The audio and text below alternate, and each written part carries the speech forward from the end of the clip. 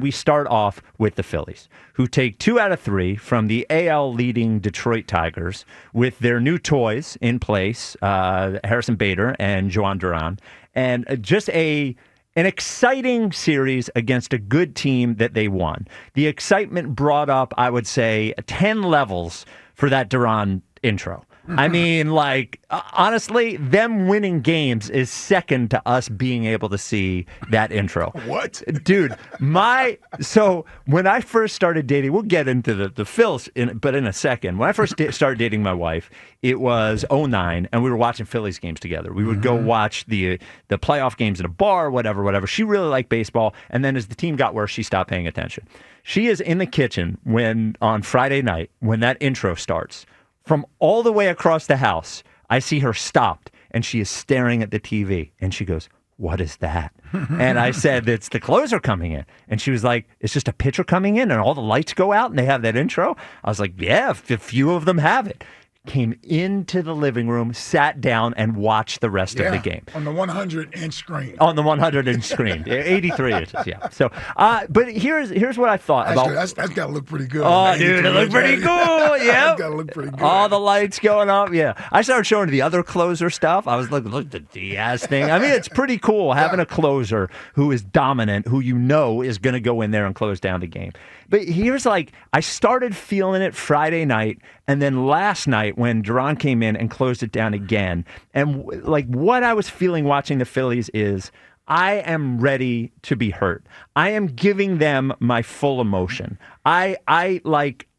They can win the World Series, and I am not doing this thing where I go into the playoffs at an arm's length because this thing isn't perfect or that thing isn't perfect or this guy isn't playing. Look, I will be critical. I will be honest, all of those things. But I refuse to go into the playoffs this year the same way that I went in last year, thinking about what was wrong with the team, that the Mets are hot and blah, blah, blah, blah, blah, blah, blah. This team is not perfect. I wish they did do more at the deadline. But the thing is, you look around the league and no team is perfect.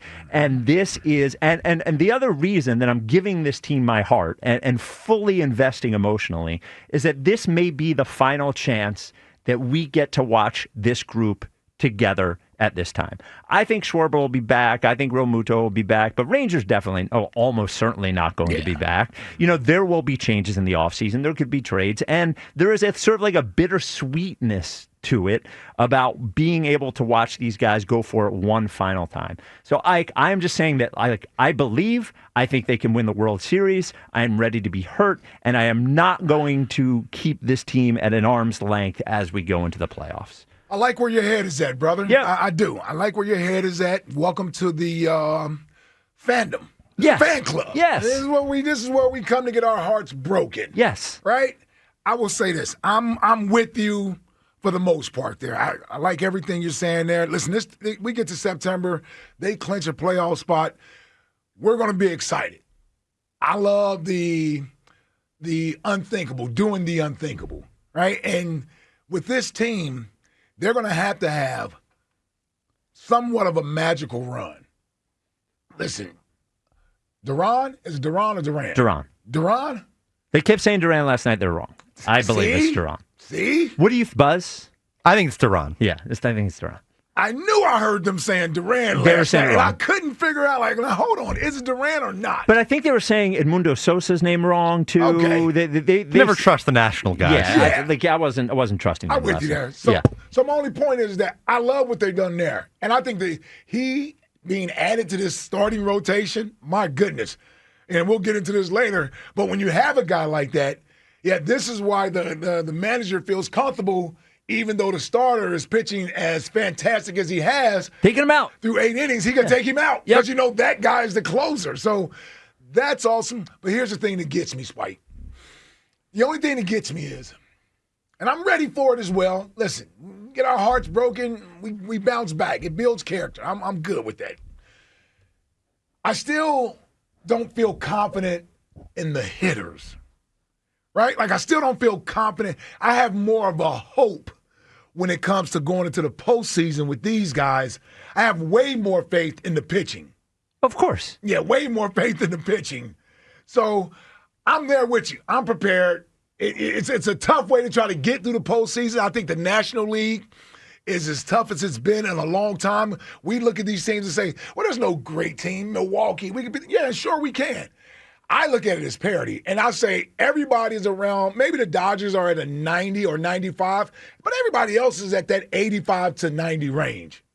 The rest of the playoff contenders, meaning Milwaukee has a chance as well. Chicago as well. San Diego as well. Yep, absolutely. The Mets have a chance as well. Yes. So, well, maybe not the Mets, but...